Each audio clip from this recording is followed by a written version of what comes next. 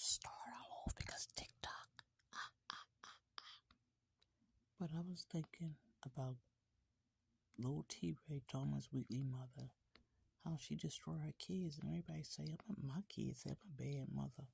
My mood and my manual, I'm like, oh my God. I don't really care about that shit. They can say I'm a bad mother. Like I said, my mom was a bad mother. It took me becoming a mother to understand my mother. And even though I talk about how like a dog all over these websites, I don't dislike my mother. I love my mother. She gonna be dead. I love her to death. But I'm 54 years old. I can't keep holding on to these generational curses and letting them keep going over and over and over again. You can't keep doing that. So I let it all loose. I told on everybody. The problem is, my whole family treated me like shit for so long. They thought I was gonna keep it a secret. Nah. I'm 54 and you still treat me like shit. And you joined the gang and treat me like shit. So yeah, I'm telling your ass too. So we're gonna break it down. Thomas Wheatley Jr., T-Ray, junkie ass with a junkie ass mama. Who I know these people personally. I hadn't seen them in years though. When I saw that video of what Thomas Wheatley did to me, little T-Ray did to me, I made sure I downloaded, so I got a copy of it. I can hear his voice, Bathsheba's voice, and mine.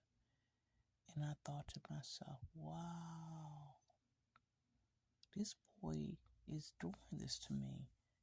Antoine gave them the tools to do this to me. Rodney Drummond gave them the tools to do this to me. These are people I knew. Really pissed me off.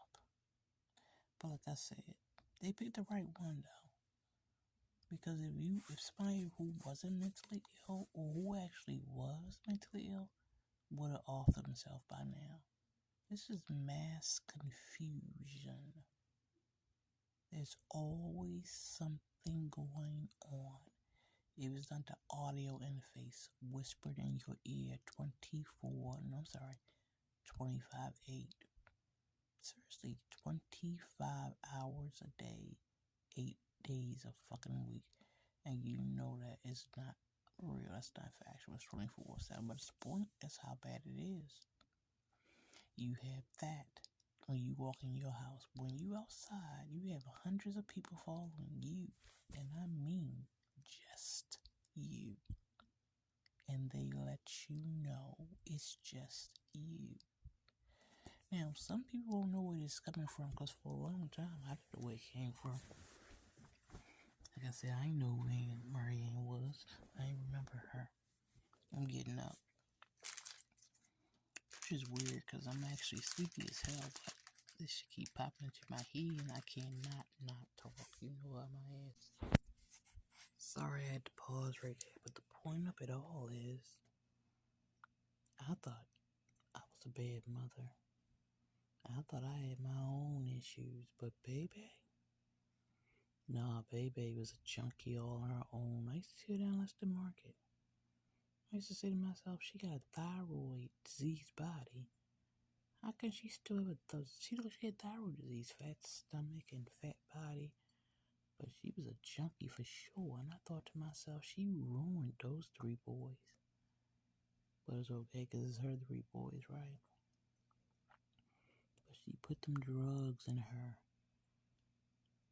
Every minute of every day, she was high as a kite. Fucking everything. So as far as the video, you see the picture of Thomas Wheatley Jr. And they say he tried to make me to his junkie whore baby mother named Baby. True. Baby, his mama fucked everything. That's why Thomas Wheatley Jr. and Lil T-Ray don't have any boundaries or any morals. He don't. So when I saw that video of him doing what he did to me, I downloaded it and I kept it. Because I said to myself, I don't remember this ever happening. But it makes you wonder the things people do to you to harm you, whether you know them or not. And these people actively harmed me. They want to be a part of it. So if Antoine Santel Mason Sr. and Stephanie Newman and Ryan Bryce say, oh, our little lives were threatened, we had to join as a lie. All three of them I know for sure are fully complacent. They didn't have to wait for the gang to come to them. They went to the gang and propositioned them and asked them, what can we do? How much you're willing to pay us? I think back to that house at 3163 Burr Road, and I loved the house when I moved there. It never occurred to me that the criminals were living directly next to me. Shit, you live next to criminals every day in Maryland. And I can't believe Brandon Scott, the mayor, is perpetrating Maryland as a murder state. Nigga, you couldn't get murdered here if you pulled out your own penis. Leave alone, Dick Doc. Nope. This is a sexual assault state. I don't care what you heard. I don't care what they tell you. I don't care how many fire trucks. I don't care how many ambulances. I don't care how many news stories you see about murders here in Maryland. It's a fucking lie. This is a sexual trafficking state.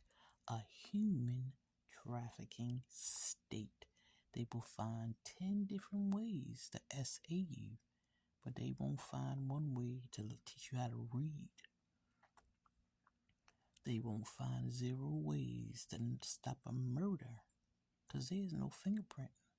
How the hell are you going to investigate? What you going to fingerprint? If somebody gets shot with a gun, if that gun not in that person's hand, how you going to know it's theirs? Ain't no fingerprint, nigga.